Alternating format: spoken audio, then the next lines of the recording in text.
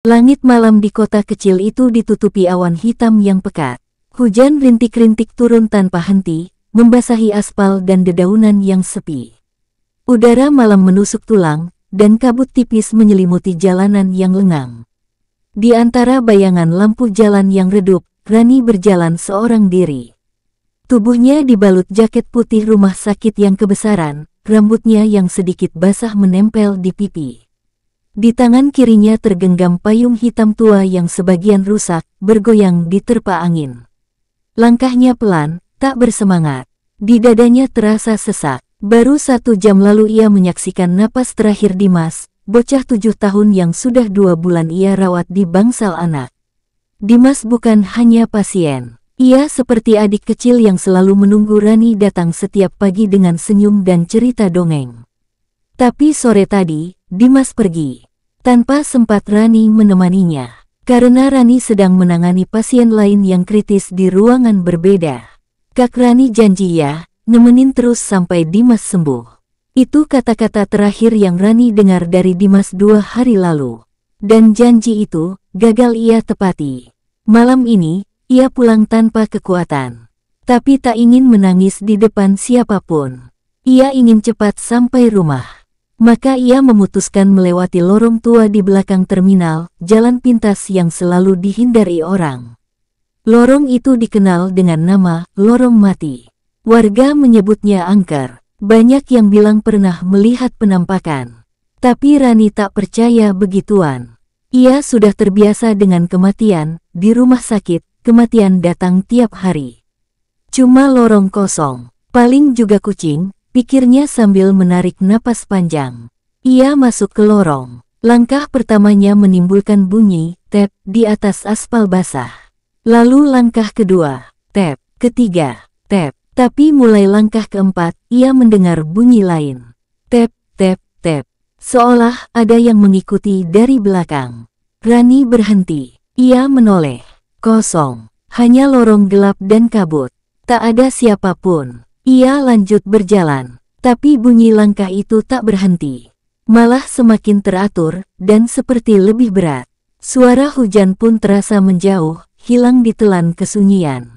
Lorong yang tadi sempit, terasa semakin panjang. Dinding di kiri dan kanan memantulkan bayangannya, atau entah, bayangan siapa. Di ujung lorong, samar-samar terlihat sosok anak kecil, berdiri diam menunduk.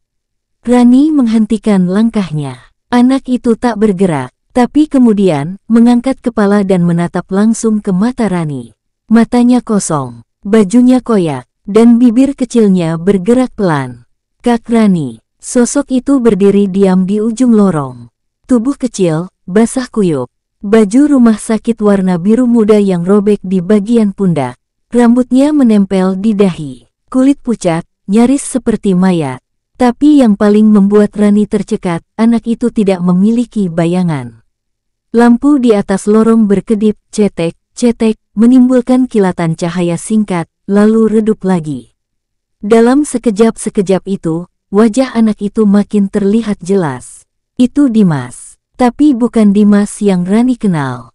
Matanya kosong. Tatapannya menusuk, tanpa ekspresi. Bibirnya bergerak, dan dari mulutnya keluar suara pelan, datar, seperti dari dunia lain. Kak Rani, kakak janji temenin aku, sampai akhir. Rani membeku. Seluruh tubuhnya dingin. Bukan karena hujan atau udara malam, tapi karena rasa bersalah yang seperti tiba-tiba hidup dan menamparnya. Dimas. Anak itu melangkah maju. Kakinya telanjang, berdarah. Tapi langkahnya tak berbunyi, seolah tak benar-benar menyentuh tanah. Rani mundur 1 langkah, lalu 2. Tapi setiap kali ia mundur, lorong di belakangnya makin gelap. Gelap yang bukan sekadar bayangan, tapi seperti mulut besar yang siap menelannya. Anak itu terus mendekat. Kakak tinggalin aku sendirian. Air mata mengalir di pipi Rani. Tapi tubuhnya gemetar bukan karena takut, melainkan karena rasa kehilangan dan penyesalan yang seolah membentuk wujud nyata di depannya. Rani menatap mata anak itu. Maafkan kakak, maaf kakak nggak sempat ke ruangan kamu saat kamu pergi. Untuk pertama kalinya, wajah Dimas berubah. Sekilas, hanya sekilas, ada senyum kecil di bibir pucatnya. Tapi detik berikutnya, tubuhnya mulai bergetar, lalu menghitam, lalu retak seperti kaca pecah, dan akhirnya, hancur menjadi debu abu-abu yang berterbangan di udara. Di tempatnya berdiri, hanya tersisa boneka beruang kecil berwarna coklat. Boneka yang dulu selalu Dimas peluk saat tidur. Rani memungut boneka itu dengan tangan gemetar. Ia peluk erat, hatinya remuk, tapi belum sempat ia menarik napas lega. Lorong itu berubah. Bayangan di dinding mulai bergerak sendiri. Lampu-lampu berkedip makin cepat, dan kini, lorong itu bukan lagi lorong kota. Ia berada di dalam rumah sakit tua. Koridor panjang, dinding retak, dan kamar-kamar bernomor 307, 308, 309. Di udara, ada bau amis, bau obat, dan darah. Lorong yang semula sempit dan gelap berubah menjadi koridor panjang rumah sakit tua. Lampu-lampu neon menggantung di langit-langit yang berlumut, sebagian berkedip seperti kehabisan tenaga. Dindingnya kusam, bercak darah dan jamur menyebar tak beraturan. Bau menyengat menusuk hidung, obat, karbol, dan daging busuk. Langkah kaki Rani menggema di lantai koridor itu. Tangannya masih memeluk erat boneka beruang Dimas. Jantungnya berdetak cepat, tapi kakinya terus melangkah, seperti dipaksa oleh sesuatu atau seseorang. Di sisi kiri dan kanan, pintu-pintu kamar terbentang. Nomor-nomor tertera jelas di atasnya. 303, 304, 305, 306. Rani menahan napas saat melihat kamar 307 terbuka sedikit. Pintu itu berderit perlahan, seolah mengundangnya masuk. Ia tahu, itulah kamar terakhir Dimas. Tempat anak itu menghembuskan napas terakhirnya. Kamu harus lihat, Rani, terdengar suara kecil, pelan, di telinganya. Tak tahu dari mana datangnya. Tapi Rani terdorong membuka pintu itu. Tanda hubung, tanda hubung, tanda hubung. Di dalam kamar 307. Ruangan itu gelap, hanya ada satu cahaya redup dari lampu meja di pojok. Ranjang pasien berdiri di tengah ruangan, kosong. Tapi di dinding, berjejer puluhan foto pasien anak-anak.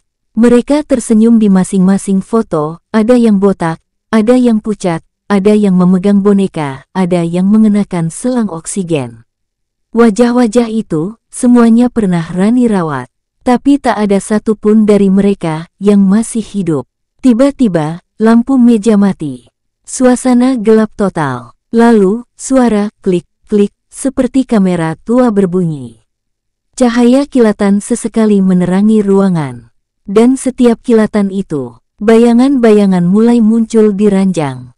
Bayangan anak-anak, tubuhnya pucat, wajahnya hampa, mata hitam semua. Mereka berdiri, memandang Rani.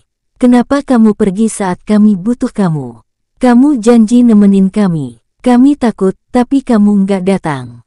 Rani mundur, tubuhnya lemas. Air matanya jatuh satu-satu. Ia tak pernah menyangka, para pasien kecil itu masih mengingatnya. Masih menunggunya. Tapi di antara mereka, satu anak berbeda. Bukan anak kecil, tapi remaja laki-laki berumur sekitar 15 tahun. Matanya merah. Lehernya penuh luka. Ia maju selangkah. Suaranya berat. Aku gantung diri di kamar mandi, karena kakak bilang, aku pasti sembuh. Tapi aku nggak sembuh, kakak bohong.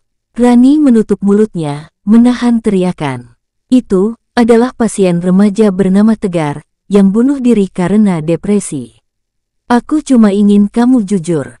Aku nggak takut mati, tapi aku takut sendirian. Bayangan Tegar menghilang, lalu satu persatu anak-anak lain juga mulai sirna, meninggalkan suara tangis samar.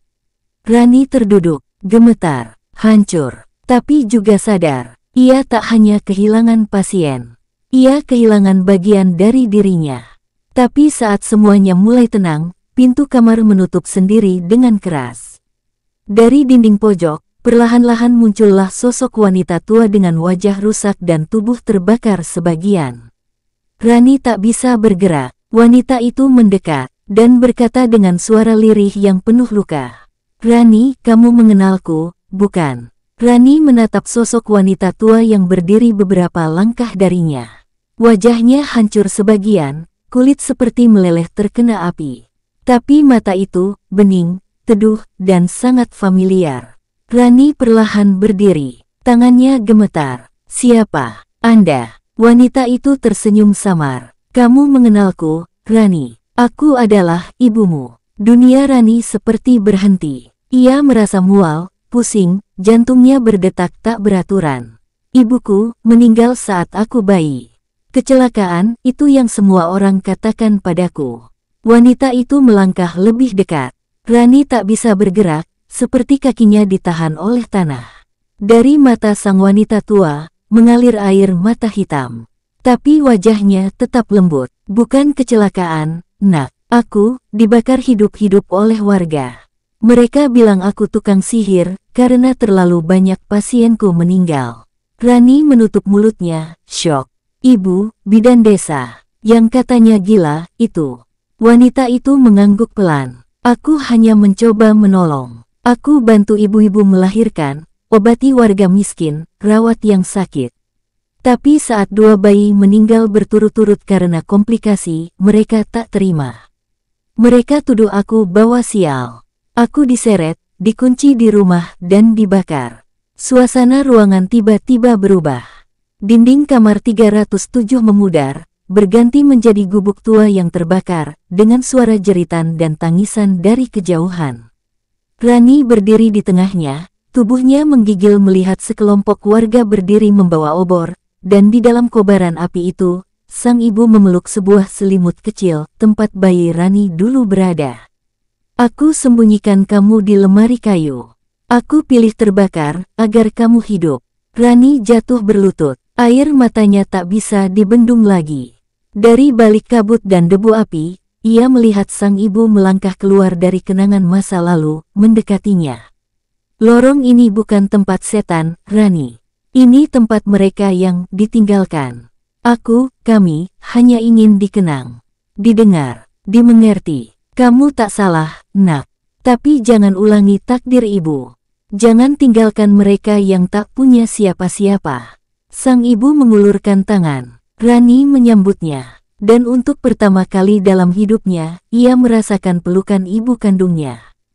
Hangat, tenang, tapi penuh luka. Suara api, jeritan, dan isak tangis menghilang. Pelukan itu memudar, dan sebelum lenyap, sang ibu berbisik, "Jadilah tempat pulang bagi jiwa yang hampir pergi." Semua menghilang. Rani kini berdiri sendirian di lorong gelap, tapi ada sinar terang kecil di ujung lorong. Dan langkahnya kini tak lagi berat. Ada sesuatu dalam dadanya yang berubah. Ia tahu, perjalanannya belum selesai. Lorong itu terasa berbeda sekarang. Udara masih dingin, dinding masih gelap, tapi tidak lagi menakutkan. Tidak ada jeritan, tidak ada suara langkah lain, hanya keheningan yang damai. Rani berdiri diam, memeluk boneka beruang Dimas yang masih ia genggam sejak awal. Tangannya gemetar, tapi bukan karena takut. Tangisnya reda, napasnya mulai teratur. Ia sudah melihat wajah ibunya. Ia sudah mendengar suara anak-anak itu. Dan ia tahu sekarang siapa yang harus ia lindungi. Langkah demi langkah ia tempuh menuju cahaya di ujung lorong. Saat ia keluar dari lorong, jam di ponselnya menunjukkan pukul 3 dini hari. Ia berdiri di depan gerbang rumah sakit, tubuhnya masih kering meski sebelumnya hujan. Suasana sepi, udara malam seperti menyambutnya kembali ke dunia nyata. Tapi semuanya terasa berbeda. Di tangannya, boneka Dimas tetap ada. Dan di hatinya, ada luka. Tapi juga ada pelajaran dan kekuatan. 2 minggu kemudian, Rani menolak tawaran naik jabatan dan pindah ke rumah sakit besar. Ia tetap di rumah sakit kecil tempatnya bekerja. Ia mulai menangani pasien-pasien yang sering diabaikan, anak-anak yatim piatu, pasien dari panti, orang miskin yang tak bisa bayar, bahkan orang-orang tua yang sudah dianggap tak ada harapan. Ia tahu mereka adalah jiwa-jiwa yang paling sunyi. Jiwa-jiwa yang sering ditinggalkan. Dan jiwa-jiwa yang suatu hari bisa menjadi bayangan di lorong. Suatu malam, Rani duduk di ruang perawat. Matanya lelah, tapi hatinya tenang. Di saku bajunya, boneka kecil Dimas selalu ia bawa. Sebagai pengingat, malam itu, ada seorang pasien anak baru masuk. Gadis kecil, sekitar 6 tahun, pucat dan tak banyak bicara. Saat Rani duduk di sampingnya, anak itu berbisik, "Kakak, kamu baunya kayak pelukan mama." Rani menahan air mata. Ia tersenyum dan memeluk anak itu dengan lembut. Dalam pelukan itu, Rani tahu, ia sudah menjadi tempat pulang.